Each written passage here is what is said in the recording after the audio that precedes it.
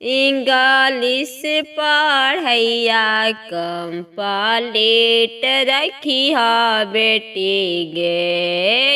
English पढ़ैया complete रखिहा बेटी गे।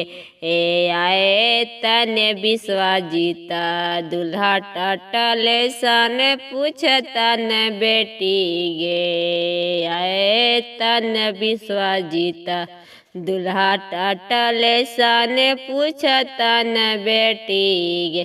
Tuttle सन के जवाब धड़ा धड़ दीहा बेटी गे। टटल सन के जवाब धड़ा धड़ दीहा बेटी गे। पापा जी के सिरा ना झुकावे दीहा बेटी गे। पापा जी के सिरा ना झुकावे दीहा बेटी गे। इंग्लिश पढ़ैया कंप्लीट रखिहा बेटी गे। इंग्लिश पढ़ैया कंप्लीट रखिहा बेटी गे। आए तन विश्वजीता दूल्हा टटल सन पूछतन बेटी गे।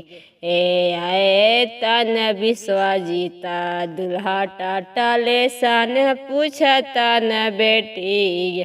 टटल सन के जवाब धड़ा धड़ दीहा बेटी गे। टटल सन के जवाब धड़ा धड़ दीहा बेटी गे।